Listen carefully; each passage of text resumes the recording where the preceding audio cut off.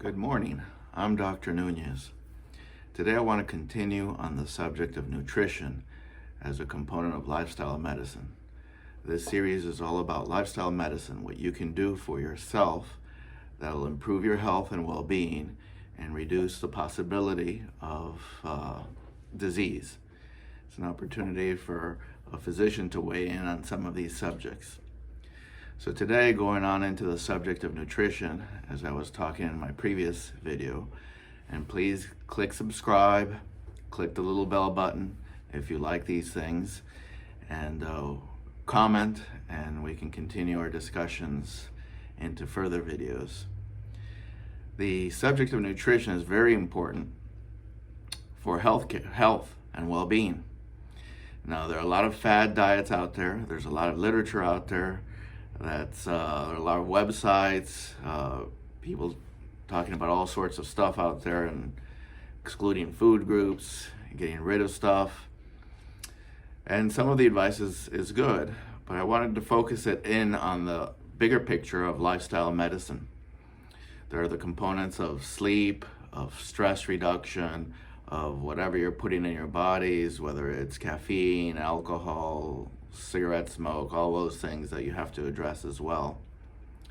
But in terms of nutrition, one of the big areas that here in the developed world, in the United States, we have an issue with is getting enough fiber in our diets.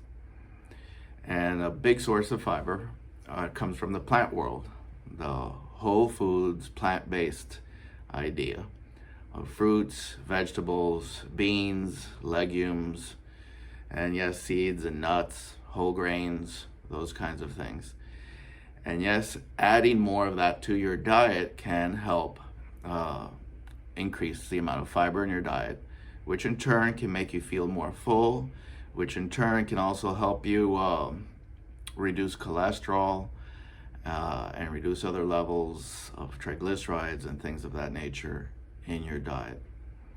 Now, I'm not a big fan of eliminating food groups from the diet, but yes, as you proceed down the path to whole foods and plant-based idea, some people go all the way to becoming vegan, and that's okay. That's not a problem. You do have to remember, if you are vegan, to supplement with at least your B12, and you can speak to your physician about that, and they can even check your levels, and you can continue with that. I think the idea behind nutrition, though, is that you need to find a program that you can keep going with, that you can sustain in your lifestyle long term. So don't think about these things in the context of a diet. Oh, I'm doing a diet for a few months to lose some weight. What I want you to think about is the bigger picture of, oh, I'm changing my lifestyle and I'm making little changes in order to improve my well-being and my health status. One of those things is, yes, adding fruits, vegetables, legumes, beans, whole grains, those kinds of things, which are the basis of whole food plant-based program. And because it's whole foods plant-based doesn't mean it excludes other things. There are many people that the foundation of the diet, you have to think about it as a pyramid. The foundation, that bottom part of the pyramid, is whole food and plant-based. And then as you go up, there are other things that people can consume. And people that are omnivorous, can eat anything, as human beings are. We are omnivorous creatures. You can reduce your amounts of meats and fatty foods that are at the very peak of that pyramid. Some people can eliminate that, others that don't want to eliminate that or have no desire to, just reduce that. In general, meats don't have fiber, so it's not really adding any of that for you. And yes, there are some, there's a lot of protein in meats, and there are some vitamins in meats that you probably are going to find difficult to get in just plants. But again, the idea is that it is sustainable, that it's long-term, that this is a lifestyle change. As you go into the higher fiber program of increasing your whole food plant-based component of your diet, You'll notice you'll become a little more full. Maybe you'll have less of a desire to eat other things, and that way you can reduce your caloric intake, because a lot of the plant foods are low in what's called calorie density. So they're bulky foods, but they don't have a lot of calories for their bulk.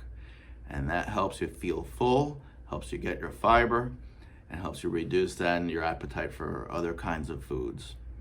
So I would suggest you start looking at that area of nutrition.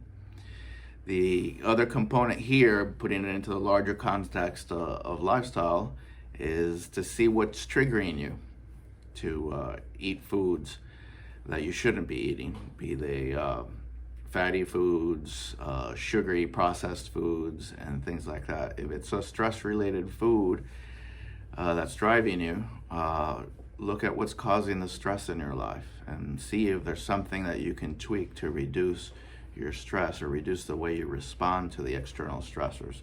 Some of that might be exercise. It might be including some walking in your routine. The other big component is sleep, that you're getting enough sleep at night, trying to go to bed at the same time, rising at the same time, 7 days a week. People that are sleeping regular hours, 7 to 9 hours a night typically, they're better able to manage their diet. If you're getting less sleep than that, it's probably not a good thing, and it's probably going to contribute to poor eating habits. So all these little things feed into each other.